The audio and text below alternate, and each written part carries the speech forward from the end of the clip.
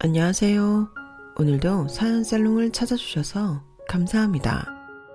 저는 올해 초등학교 입학을 앞둔 사랑스러운 아이의 엄마예요. 저는 어려서부터 예쁜 아이와 다정한 남편을 만나 화목한 가정을 이루는 게 꿈이었던 사람이었어요. 그래서인지 요즘에는 그 꿈을 전부 이루어 얼마나 행복한지 모릅니다.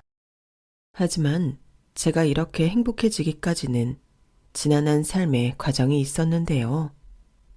그 전까지만 해도 저는 제 자신이 어릴 적의 꿈을 절대로 이루지 못할 드센팔자의 소유자라고 생각했어요. 왜냐하면 지금의 남편을 만나기 전 정말 형편없는 남자와 한 번에 결혼을 했었기 때문입니다. 당시 제가 어려서 남자 보는 눈이 형편이 없었던 건지 아니면 정말 팔자의 문제였던 건지는 아직도 모르겠어요. 제 전 남편은 그냥 평범하게 별로인 남편도 아니고 누가 들어도 세상에 둘도 없이 뻔뻔하고 찌질하고 못된 인간이었거든요. 그 남자를 처음 만났을 때는 상상도 못했습니다. 저와 전 남편은 어느 한 독서 모임에서 처음 만났어요. 지금부터는 편의상 그냥 남편이라고 부를게요. 직장을 다니면서도 자기 개발을 소홀히 하지 않기 위해서 저는 책을 최대한 가까이 하는 버릇을 들이고 싶었거든요. 그래서 성인들끼리 모여 독서 토론을 하는 독서 모임이라는 게 있다는 말을 듣자마자 바로 등록을 했답니다. 그 독서 모임은 다른 동호회들과는 다르게 서로 사적인 연락하는 걸 굉장히 조심스러워했고 혹여라도 있을 불미스러운 일을 방지하기 위해 연락처도 잘 주고받지 않았어요. 저는 그런 사람들의 모습을 보고 신뢰가 가게 되어서 그 독서 모임을 반년 정도 열심히 다녔던 것 같네요. 그리고 그 안에서도 제 남편은 유독 돋보였습니다. 남편은 로펌 직원이었는데 돈도 잘 버는 좋은 직업이었고 기본적으로 섬세하고 말을 예쁘게 하는 사람이었거든요. 인상도 굉장히 선하고 좋은 편이어서 다른 사람들도 칭찬을 많이 하던 사람이었습니다. 서로를 안 지 반년 만에 남편은 저에게 대시를 했고 그렇게 연인으로 발전하게 된 것이었죠. 연애를 할 때도 전 남편은 참 다정한 사람이었답니다. 저희는 서로 서울의 양쪽 끝단에 살고 있었는데 남편은 아무리 바쁘고 피곤해도 매번 저를 집 앞까지 데려다 주곤 했어요. 소소한 기념일도 잘 챙겨줬고요. 그래서 남편이 프로포즈를 했을 때 저는 고민 없이 바로 승낙을 했고 결혼 준비를 시작했죠.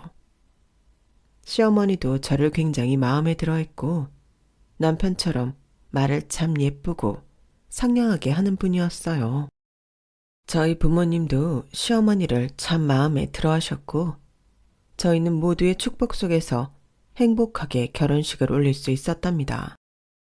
그리고 그 후에서야 저는 남편의 실체를 알게 되었어요. 남편은 정말 답도 없는 마마보이였거든요. 결혼 전에는 시어머니와 사이가 좋은 그저 효심이 지극한 남자인 줄 알았는데 알고 보니 하나부터 10까지 전부 시어머니의 지시대로 움직이고 있었던 겁니다. 시어머니는 저희가 매번 기념일날 어디 가서 뭘 먹었는지, 남편은 저에게 어떤 선물을 줬고 저는 남편한테 뭘 해줬는지 전부 다 알고 있었어요.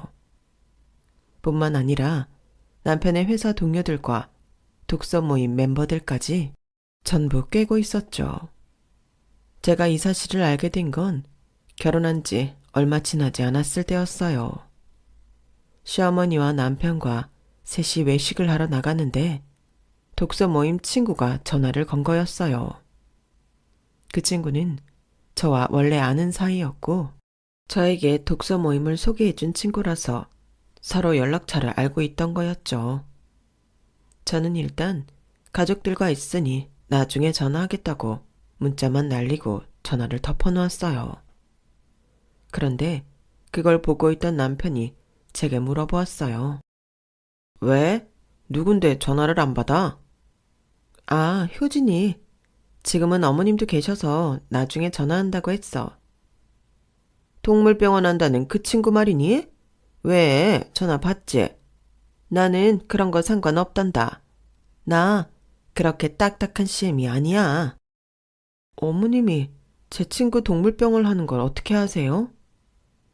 내가 말씀드렸어. 당신 친구도 독서 모임 같이 한다고 얘기하면서 몇 번 말하게 됐거든. 효진이 걔가 새로운 직원 때문에 그렇게 스트레스 받아 한다며?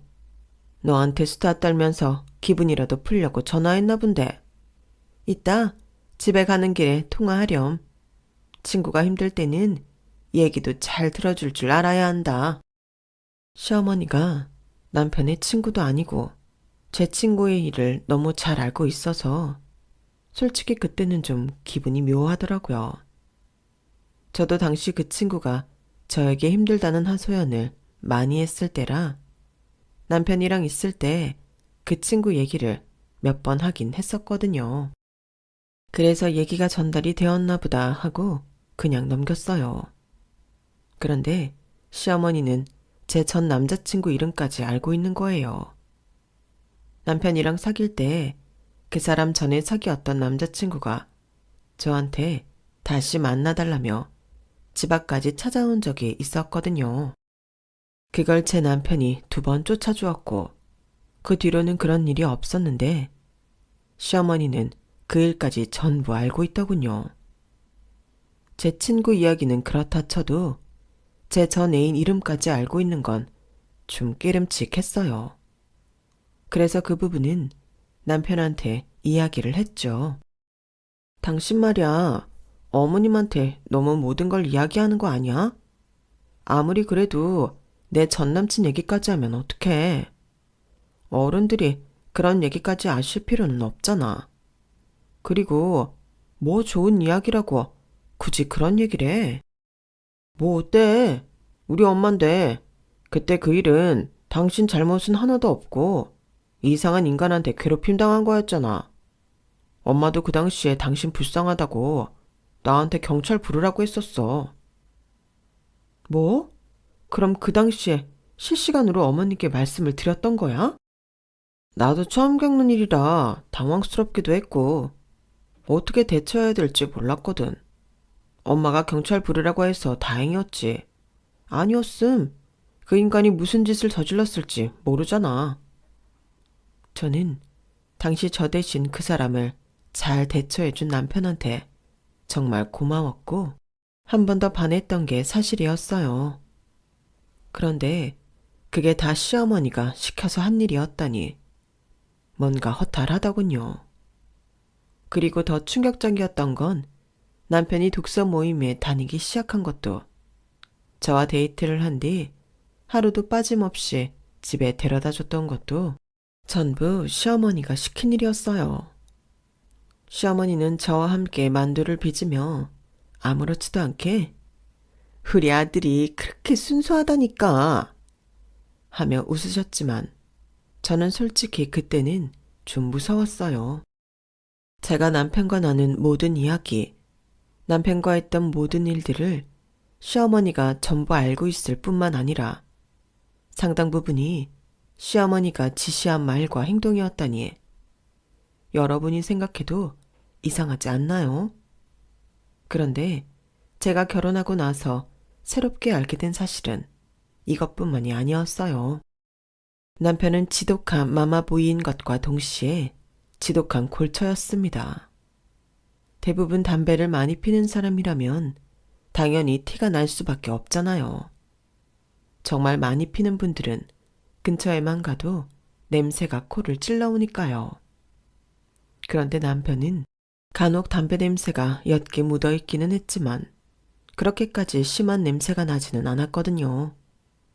그래서 저도 그 전에는 남편이 보통의 흡연자라고 생각을 했어요. 그런데 막상 같이 살고 보니 그게 아니었던 거예요. 하루에 한 갑 이상을 피는 사람이었고 한 달에 담뱃값으로만 20만 원 이상을 소비하는 사람이었던 거죠.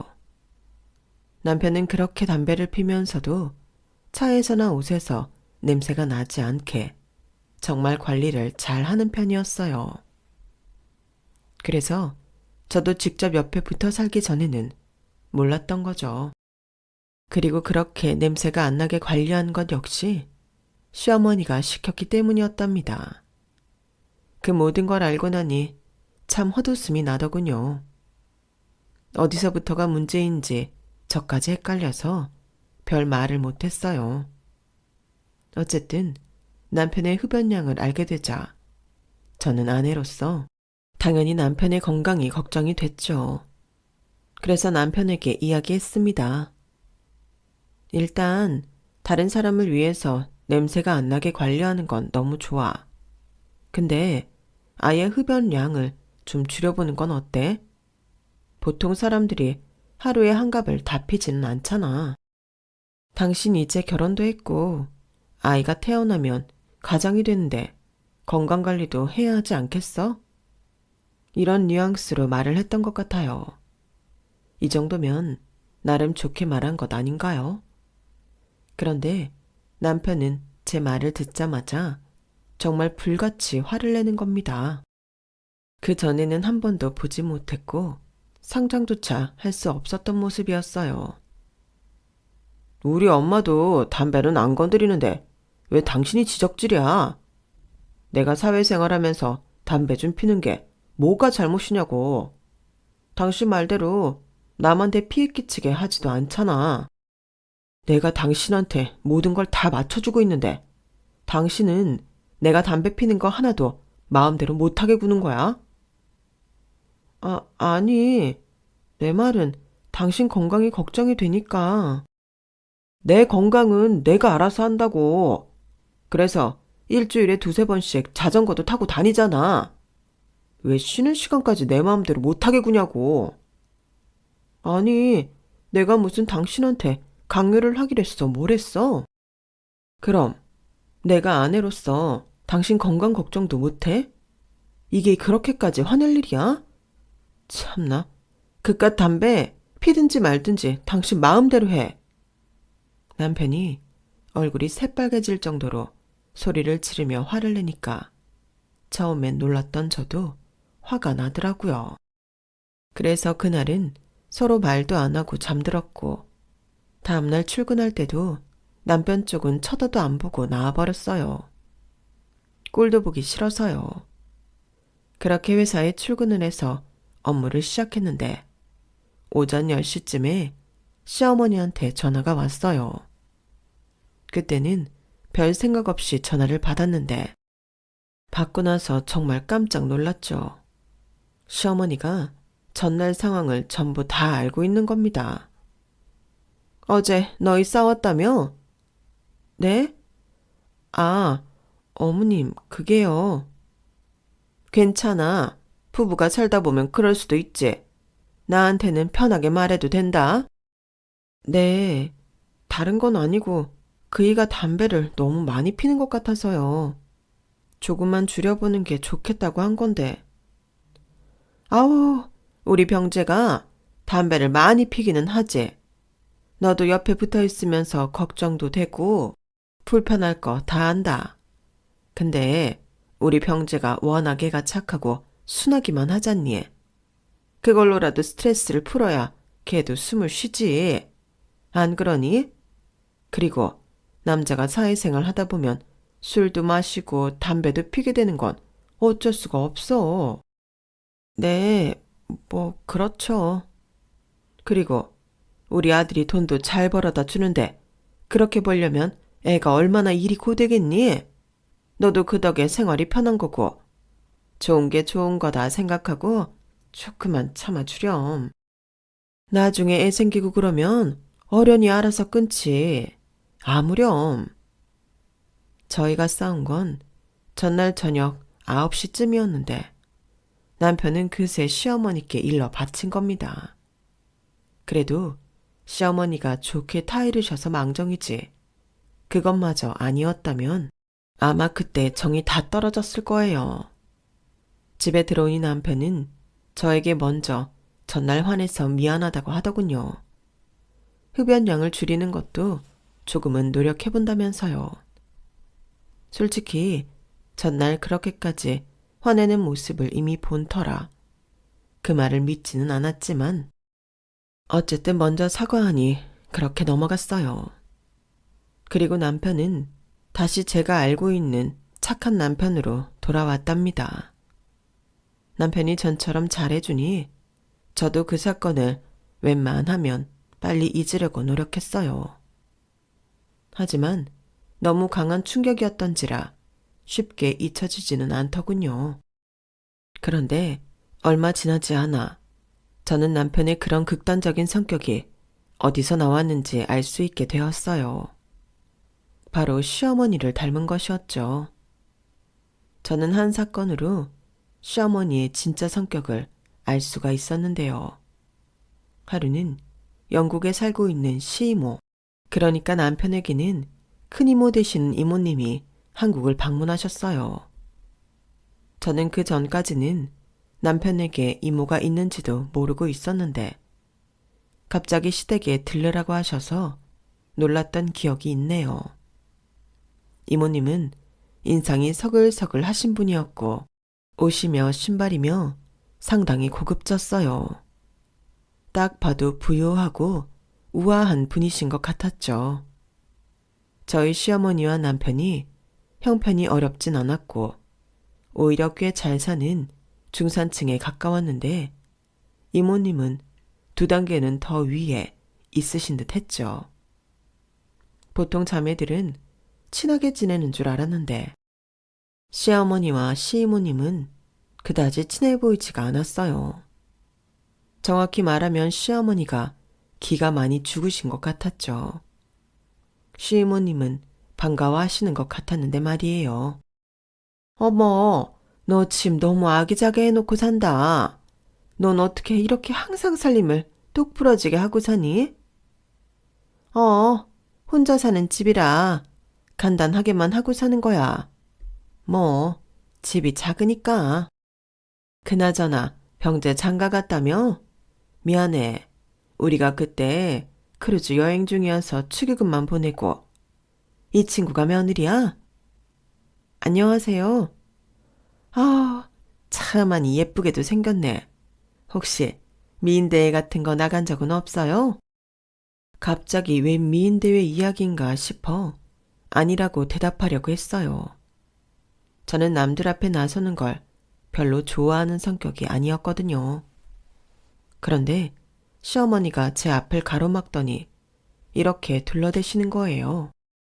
얘가 워낙 초신하고 얌전하기만 자라와서 그런 제의가 여러 번 들어오긴 했다는데 통 나가질 않았대.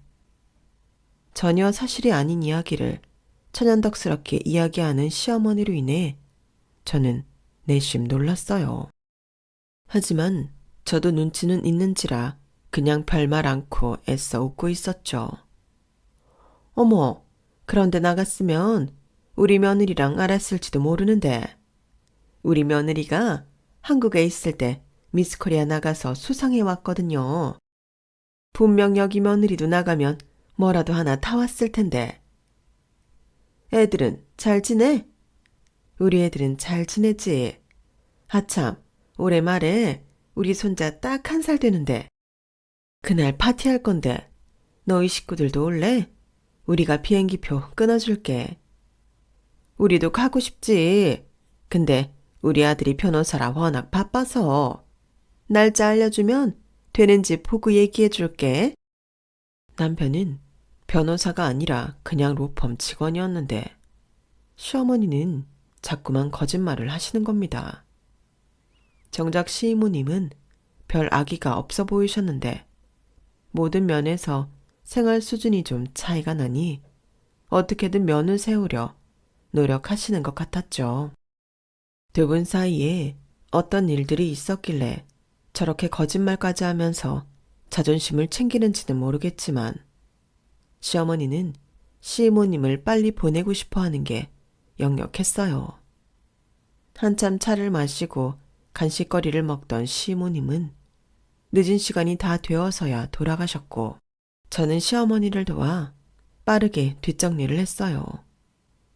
그런데 시어머니는 시모님이 나가자마자 계속 기분이 나쁜 표정이시더라고요. 저는 괜히 불똥이 튈까봐 최대한 조용하고 신속하게 설거지를 해치우고 있는데 시어머니가 저에게 그러시더라고요. 너는 여태 미인대회 같은 거 하나 안 나가고 뭐 했니? 어안이 벙벙했죠. 사실 제가 예쁘장하다는 말은 여기저기서 듣는 편이지만 그렇다고 그런 대회까지 나갈 정도는 아니었거든요.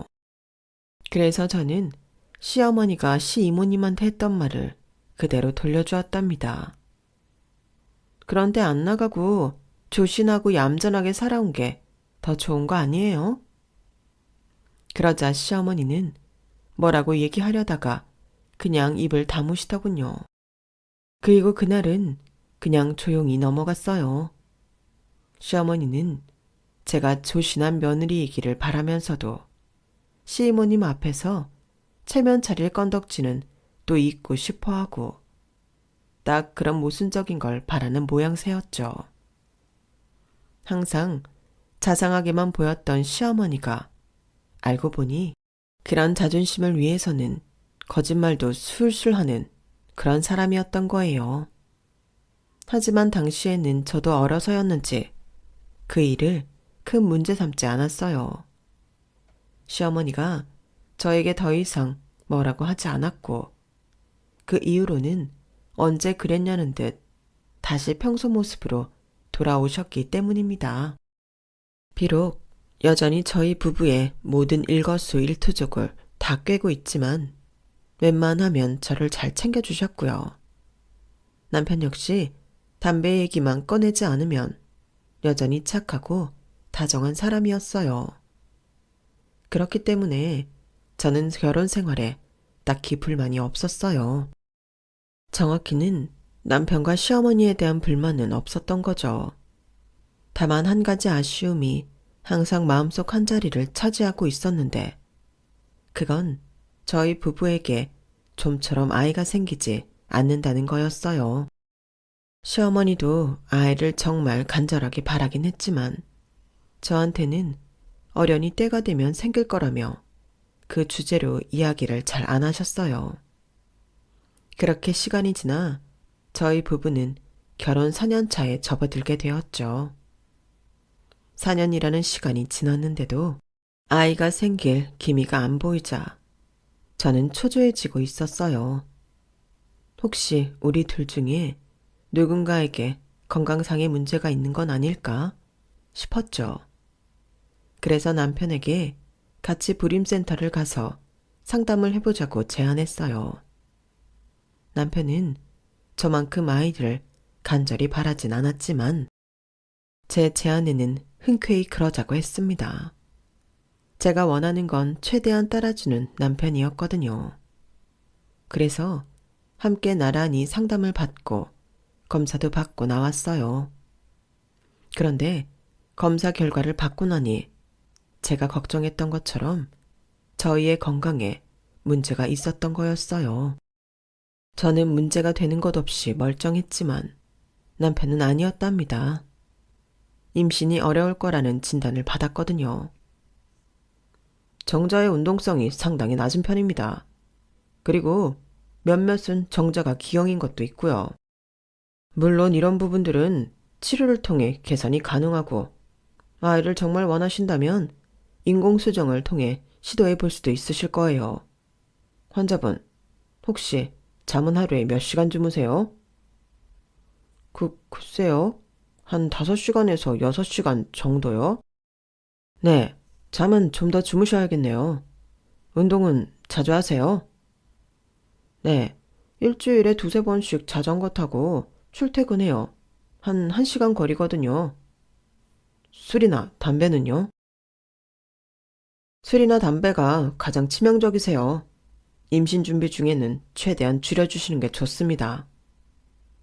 전국을 찔린 남편이 섣불리 대답하지 못하고 있자 의사는 단호한 눈빛으로 한 번 더 이야기하더군요. 술, 담배, 줄이라고요. 저는 살짝 남편의 눈치를 보았는데 남편은 예전처럼 불같이 화를 내진 않고 그저 조용히 듣고 있더군요. 다행이었죠. 그런데 남편은 불임 치료를 시작하는 건 조금 고민해 보겠다며 센터를 나오더군요.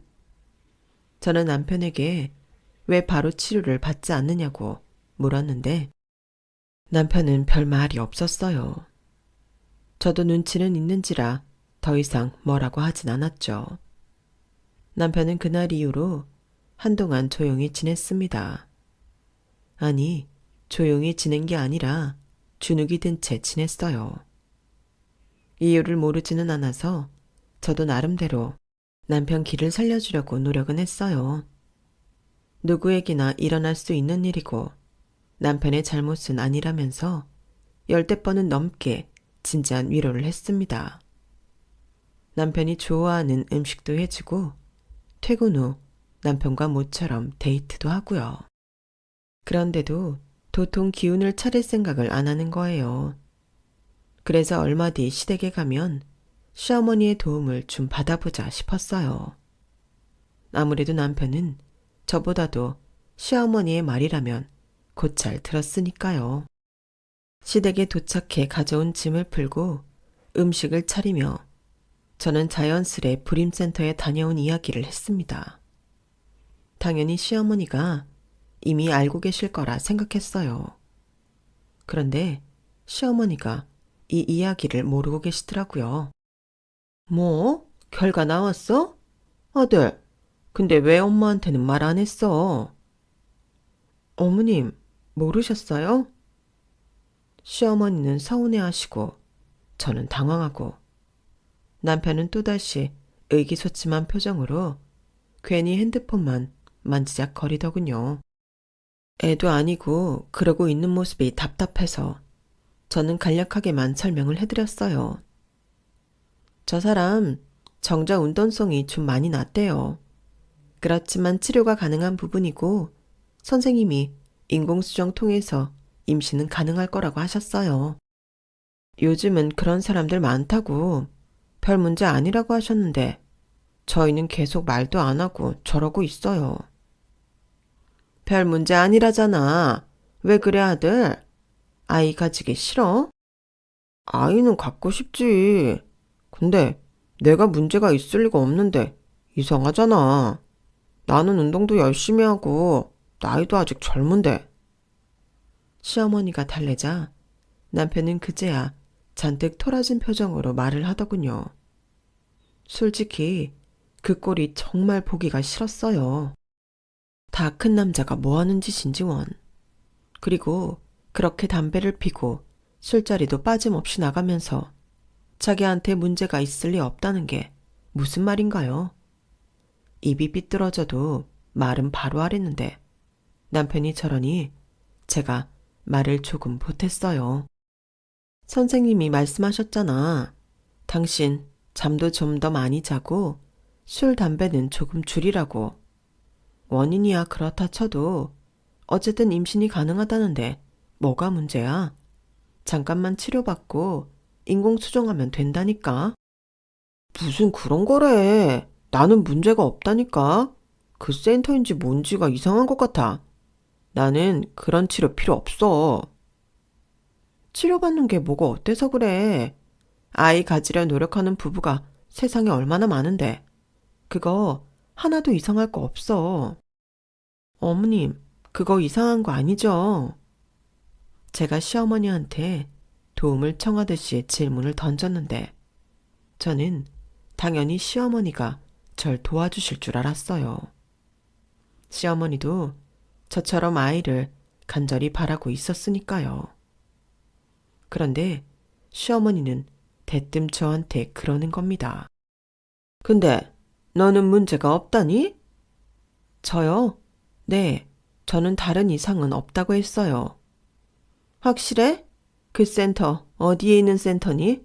거기 의사들 제대로 된 사람들 맞아? 네, 거기 엄청 유명한 곳이에요. 예약도 엄청 기다려서 들어갔어요. 내가 한번 더 알아보마. 내가 생각해도 우리 아들이 저렇게 건강한데 검사 결과가 좀 이상하구나. 그나마 말이 좀 통할 것 같던 시어머니는 오히려 센터 탓을 하는 거예요. 검사 결과가 본인이 원하는 대로 나올 거면 뭐하러 의사나 전문가가 있겠냐고요. 시어머니가 자기 편을 들어주자 남편은 곧바로 그 불임센터가 처음부터 뭔가 이상했다느니 헛소리를 늘어놓더군요. 결국 저희 부부는 시어머니가 알아본 불임센터를 다시 가서 새로 검사를 받았답니다. 그리고 같은 결과를 듣게 되었죠. 두 번째 결과를 들을 때는 시어머니도 함께 왔었는데 결과를 말해주는 의사를 몇 번이고 닥달하더라고요. 정말이에요? 검사가 뭔가 잘못된 거 아니고요? 네, 검사가 잘못되는 경우는 거의 없으세요. 얘랑 결과가 바뀐 거 아니에요? 저희 며느리가 난임인 게 아니라고요? 우리 아들은 평생 순수하게 운동하고 일만 하면서 살아왔는데 며느리는 아니거든요. 결과가 이상하잖아요. 아드님이 난임이신 게 맞고요. 검사 결과는 잘못된 거 없습니다. 다른 곳 가셔도 똑같으실 거예요. 정 믿기 어려우시면 새로 예약 다시 하시고 검사 새로 받으세요. 이제 그만 나가라는 식으로 다들 쫓아내다시피 해서 겨우 집으로 돌아올 수 있었죠. 시어머니는 돌아오는 내내 잔뜩 화가 나신 표정으로 연신 시근덕 대셨어요.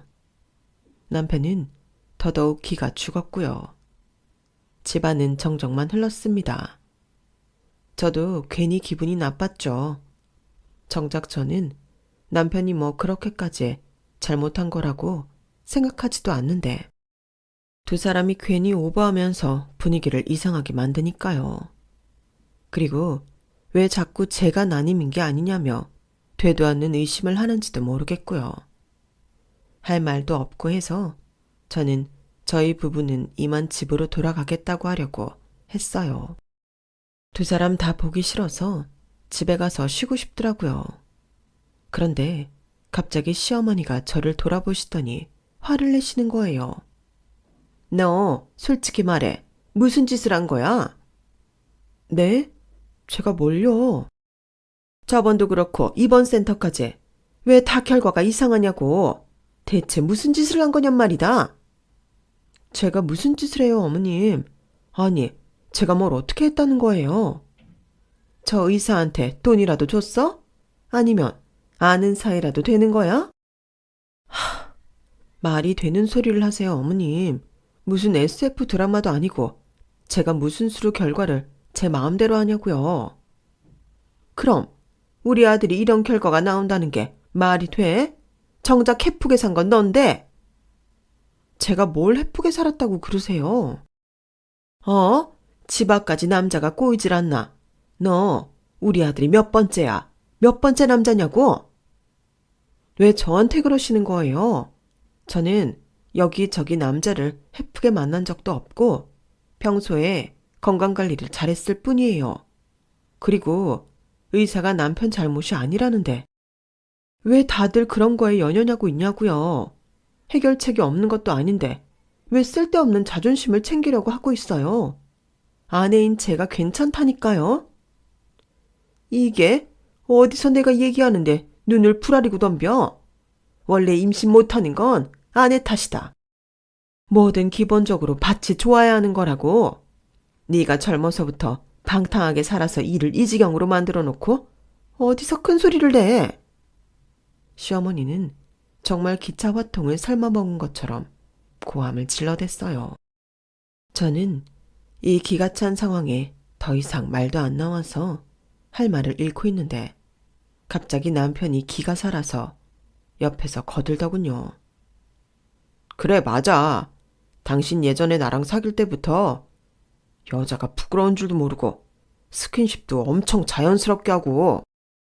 솔직히 누군가 난임이라면 내가 아니라 당신이었어야지. 제가 무슨 클럽에서 아무 남자랑 만나고 돌아다닌 것도 아니고 결혼 전 연애 몇 번 한 것뿐인데 남편과 시어머니는 저를 계속해서 이상하게 몰아가는 겁니다. 그래야만 자신들의 결함이 덮어질 수 있다고 믿는 듯이요.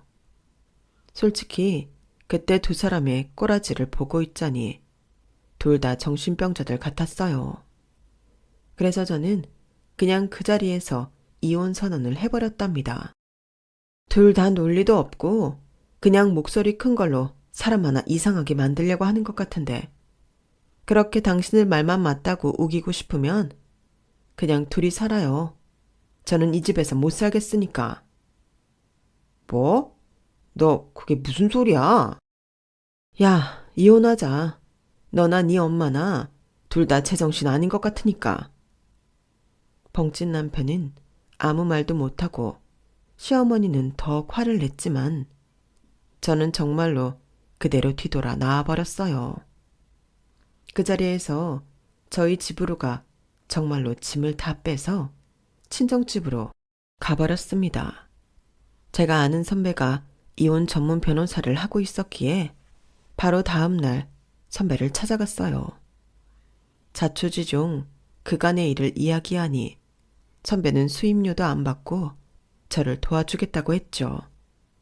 제가 수임료를 드리겠다고 해도 위자료 받고 나서 받아도 괜찮다며 초스피드로 이혼을 진행시켜 주었죠.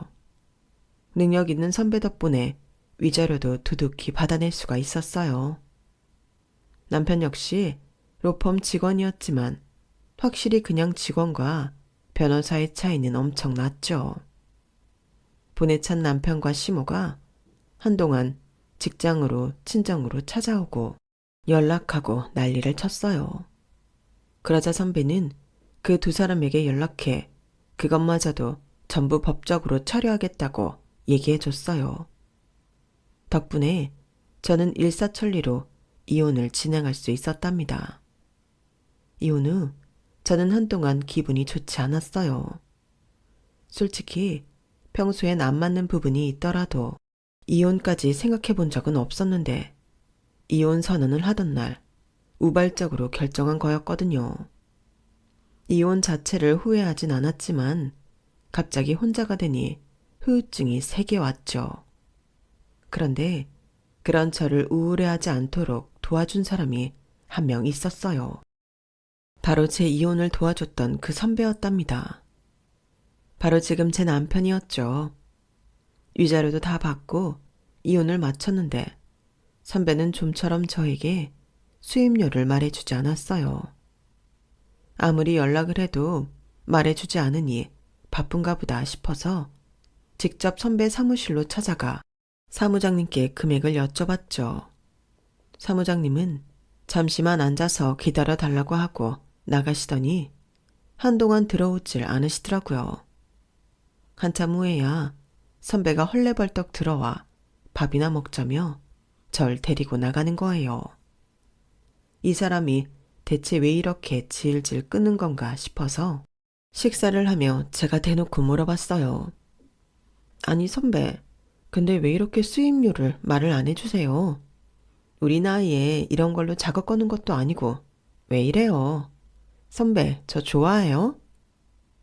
보통 마흔이 넘은 남자면 아무렇지 않게 농담으로 넘길 수도 있었을 텐데 선배는 정말 얼굴이 새빨개지더니 아무 말도 못하는 겁니다. 그 당시엔 이성에 대한 관심 따위는 있을 수 없던 시기라 저는 그냥 이 양반이 갑자기 왜 이래? 하는 생각뿐이었어요. 참나. 그럼 저 결혼하고 지지고 볶고 사는 동안 뭐 하셨어요? 연애 안 하셨어요? 내가 연애할 시간이 어디 있니? 군대 막 제대했을 때도 그렇고 연수원 들어가기 전에도 그렇고 너는 왜 이렇게 애가 연애를 쉬지를 않냐? 괜히 재고 따지다가 너 결혼한다고 할 때 후회되더라. 그렇다고 방금 이혼 서류에 도장 찍고 나온 사람 꼬시는 건 좀 그렇지 않아요? 그럼 언제 꼬셔야 되는데? 진지하게 묻는 선배의 말에 벼랑간 빵 터지고 말았어요. 제가 웃으면서 장난치지 말고 수임료나 말해달라고 하니 선배는 여전히 진지하게 주말에 시간이 되는지 물어보더군요. 수입료는 만나보면서 얘기해 보자고요. 생판 모르는 남자가 그랬다면 저도 거절했겠지만 워낙 오래 알던 선배라서 그다지 부담 가지지 않고 약속을 잡았어요. 그렇게 한 번, 두 번 잡던 약속이 한 달이 되고 두 달이 되어갔죠. 그렇게 저희는 자연스럽게 연인으로 발전하게 되었고 결혼까지 하게 되었답니다. 저는 두 번째 결혼이었지만 선배는 초혼이었어요. 그러면 선배 입장에서는 결혼식을 올리고 싶을 법도 한데 선배는 저를 배려해 직계 가족들만 모인 스몰 웨딩으로 식을 치러주었어요. 제가 불편할 수밖에 없었던 이유가 있었는데 그건 바로 선배가 새로 들어가는 로펌이 제 전 남편이 있는 곳이었기 때문이었어요. 첫 남편과의 결혼식 때도 회사 사람들을 많이 보진 않았지만 그래도 사람 일은 혹시 모르니까요. 안 그래도 결혼식 2달 전 선배는 먼저 저에게 의사를 물어봤었어요. 선배의 동기가 그 로펌 대표인데 선배에게 스카우트 제의를 해왔다고요. 연봉이 좀 높아지겠지만 그래도 제가 싫다면 가지 않겠다고 하더군요. 지금 있는 사무실로도 수입은 충분하니까 부담 갖지 말고 편하게 말해. 굳이 거기 안 가도 돼. 됐어. 이미 가고 싶지 않았다면 물어보지도 않았을 거면서. 오빠 편한 대로 해. 오빠가 거기 들어간다고 해서 내가 그 인간 직접 마주칠 일이 생기는 것도 아니잖아. 뭐, 그건 그렇지. 그리고 어차피 내가 상사라 나도 상관없어. 뭐 별일이야 있겠어. 오빠 커리어만 생각해. 나는 괜찮아. 그리고 실제로 저는 지금의 남편과 결혼을 한 뒤에도 전 남편을 만날 일은 없었어요. 딱 한 번, 그 일이 있기 전까지는 말이죠. 저희는 결혼과 동시에 지금의 딸아이를 갖게 되었는데요. 그토록 원했던 아이를 가지게 되어 제가 얼마나 기뻤는지 모릅니다. 그리고 저는 딸을 출산하고 나서는 다니던 회사를 그만두고 육아에만 집중을 했어요. 아무래도 지금의 남편이 돈을 심하게 잘 벌기도 했고 저도 나이가 있으니 출산을 하고 나서 몸이 힘들어졌기 때문이에요. 남편도 제가 육아에 집중하기를 원했고요. 그렇게 지내다 보니 동네 애기 엄마들과 친목도 생기고 육아 팁도 얻게 되며 행복하게 지내고 있었답니다. 그러던 어느 날 오랜만에 애기 엄마들 몇 명과 만나 근처 카페에서 이야기를 나누고 있던 때였습니다. 저는 애기 엄마들도 볼 겸 겸사겸사 남편을 마중 나간 것도 있었어요. 하지만 회사 바로 근처까지는 못 가고 회사와는 조금 떨어진 지하철역 근처에 있는 카페에서 남편을 기다리고 있었죠. 그런데 위치를 잘못 골랐던 것 같아요. 한창 수다를 떨고 있는데 예전 시어머니가 카페 안으로 들어오는 겁니다. 그것도 들어오면서 저랑 눈이 딱 마주쳐버린 것이었죠. 저는 마주쳐봤자 별로 기분 좋은 일도 없으니 외면하려 했는데 전 시어머니는 저와 제 딸을 보자마자 저에게 성큼성큼 다가오시는 거예요. 너, 이 애 어디서 났어? 정말 밑도 끝도 없이 저렇게 말씀하시는 겁니다. 이 정도가 되니 치매라도 걸렸나 싶더군요. 무슨 소리예요? 그쪽이랑은 상관없으니 갈 길이나 가세요. 네가 내 아들 자식을 훔쳐갔구나. 인공수정인지 뭔지가 그걸로 내 아들 씨를 훔쳐갔어. 제발 말이 되는 소리를 하세요. 그게 무슨 귀신 씨나라 까먹는 소리예요. 괜한 억지 부리지 말고 가시라고요. 그게 아니고서야 네가 어떻게 그 몸으로 애를 가져? 딱 봐도 우리 아들이랑 똑 닮았는데 남의 자식 씨 훔쳐 달아나면서 그렇게 아득바득 돈을 뺏어갔어? 당신 아들이랑 이혼하고 몇 년이 지난 줄 알아요? 이거 놓으세요. 정신을 잃은 그 노인네는 제 딸 유모차를 붙잡고 끌고 가려고 했고 저는 그걸 막으려고 하고 결국 저와 함께 있던 애기 엄마들이 경찰을 불렀고 우리는 나란히 경찰서로 가게 되었어요. 경찰들이 와서도 쉽게 진정하지 않던 그 노인네는 경찰서로 들어가서는 자기 입으로 그 황당한 소리들을 나불대더군요. 자초지종을 들은 경찰들은 황당한 표정으로 전 시어머니를 쳐다봤고요. 그리곤 저를 딱하다는 표정으로 보셨죠. 저기요 어머님, 말도 안 되는 소리 그만하시고 그만 댁으로 들어가세요. 이런 것도 엄연히 폭력이에요. 더군다나 아까 저희가 가기 전까지 저기 아이를 마구잡이로 데려가려고 하셨죠? 이분이 납치 미수로 신고라도 하시면 어쩌려고 그러세요? 그만 미안하다고 사과하시고 들어가세요. 납치? 납치는 이 빌어먹으려니 했다니까. 내 아들이 그럴 리가 없는데. 어허, 경찰서에서 소란 피우면 공무집행 방해죄예요. 조용히 하시고 그만 들어가세요. 경찰들이 적당히 겁을 주고 사건을 마무리하려고 하는데 시모는 계속해서 고집을 부렸어요. 그래서 저는 그분들께 여쭤봤습니다. 방금 말씀하신 납치 미수, 약취 유인죄인가? 어쨌든 지금 신고해도 되나요? 네? 그건 차차 상황을 보셔야. 제 남편이 저기 땡땡 로펌 변호사예요. 지금 바로 신고 못해요. 사실상 현행범이었잖아요. 저것 봐. 저렇게 헛소리 하는 거 전현이 믿으려니 못 돼요. 제 아들이 그 로펌 직원입니다. 저거 다 거짓말이에요. 어머님은 조용히 하세요. 경찰들이 괜히 일이 커지는 것 같으니 어버버 거리길래 그냥 제가 남편을 불렀습니다. 전 시어머니도 자기 아들을 불렀고요. 결국 전 남편과 지금의 남편이 모두 경찰서에 오게 되었죠. 지금 남편이야 원래 저와 만나기로 했기 때문에 금방 왔고 일하다가 급하게 나온 전 남편은 한 템포 늦게 도착을 했어요. 전 남편이 도착을 했을 쯤에는 변호사인 제 남편이 이미 상황을 정리한 후였죠.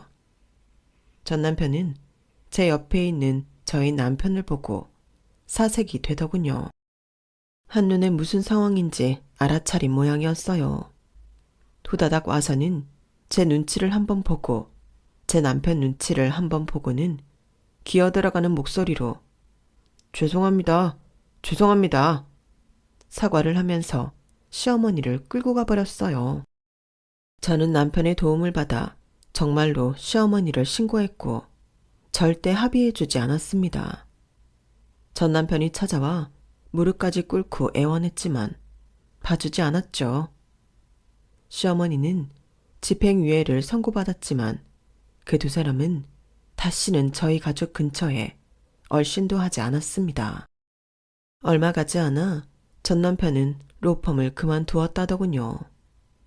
무슨 이유에서인지는 모르겠지만 제 추측으로는 아마 그것도 시어머니의 지시가 아니었나 싶어요.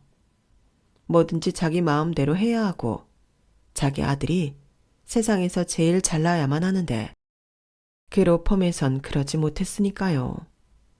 저희는 그런 인간들은 더 이상 신경 쓰지 않고 딸아이를 키우는 데에만 집중했어요. 하루하루 지금의 남편과 저희 딸과 함께 행복하게 지내다 보니 어느덧 저희 딸이 올해 초등학생이 다 되었네요. 저의 지난 이야기를 쭉 풀어놓으니 이렇게 행복해지기까지 참 어려운 과정들을 거쳐왔던 것 같습니다. 여러분 모두 건강 조심하시고 항상 가족들과 화목하고 행복하시길 바랍니다. 감사합니다.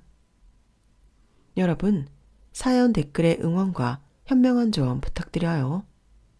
좋아요와 구독은 저에게 큰 힘이 됩니다. 오늘도 좋은 일 가득하세요.